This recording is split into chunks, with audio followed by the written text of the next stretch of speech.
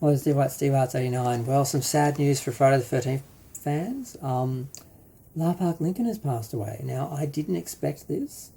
Now, with some of the older actors like Betsy Palmer, we kind of expected them to go.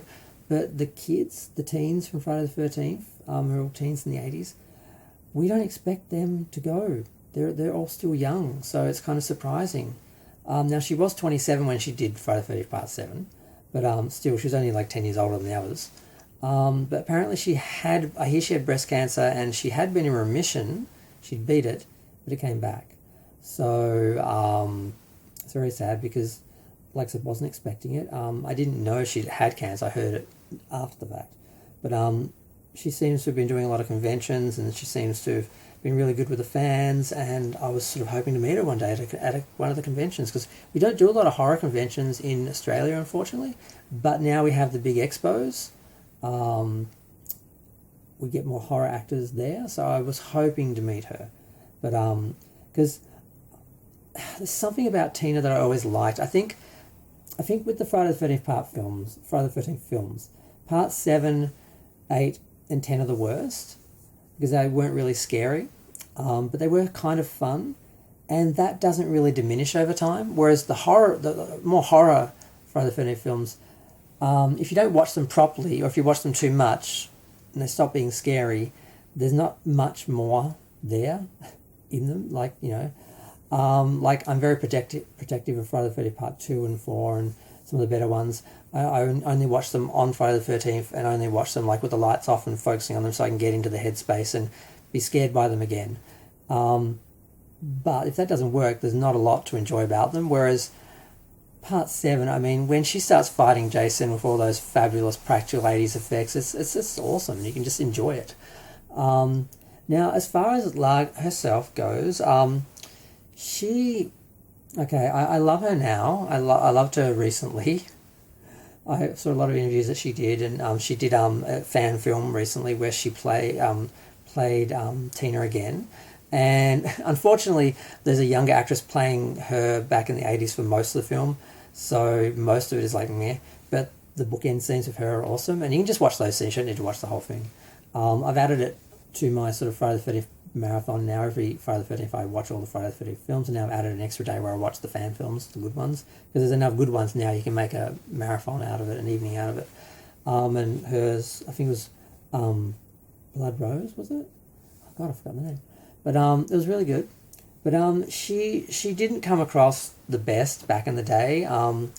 Now, Friday the 13th Part 7 has sort of become known as Fry Gay the 13th because most of the male actors were gay, including her love interest. And she complained, well, there was no chemistry, and she complained back in the day, and it came across a little homophobic.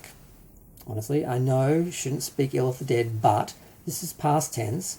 Whatever issues she had back in the day, back in the 80s, 40 years ago, she obviously got past, and she seemed to be very friendly with the castmates, and she's friends with the guy who played Nick now, and whatever issues she might have had with the gays back then, she obviously got over, and she's been nothing but friendly and supportive ever since, as far as I can tell, so that's good. But back in the day, I didn't like it, because I saw a few interviews and I thought, oh, really, Miss Thing? Okay, don't need to be a fan of yours then. Because it just came across that way. So yeah, but yeah, I really don't want to be negative, but I don't want to do that thing where people act like someone passes and then they're a saint and they never did anything wrong. She came across as quite a diva for a little while there. Because some people, when they did Friday the 13th, they just did it as a job, as a paycheck. They did it to get another job, whatever. And they sort of were ashamed of it and they pretend like they didn't do it for a while. But then as Friday the 13th became this sort of cult thing, this legacy thing, now people are all like, oh yeah, I did Friday the 13th back in the 80s, yeah, I did one of those, and now they're all proud of it. But she was one of the ones back in the day who seemed to be like, ugh.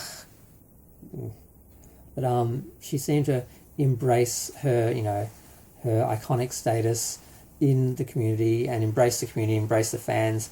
So all is forgiven. But back in the day, yeah, I was like, no. And then recently I've been watching interviews of her and things like, oh wow, she's really realised that, this is her thing, this is part of her legacy and this is her career and this is what it is, and this is, she needs to just embrace it and have fun with it, and she seemed to be doing that, and she seemed to do a lot of conventions, and she seemed to be really good with fans. So I wish I'd met her.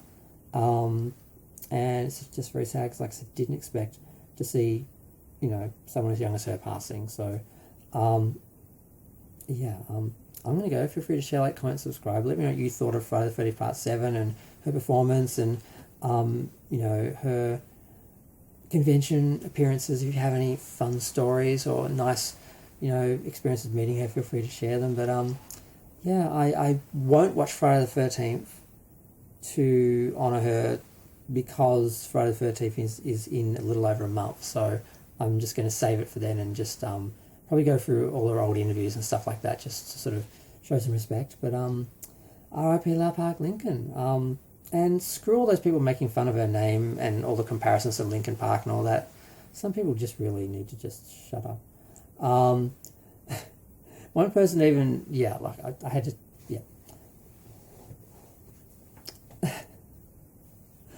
6 minutes and still talking.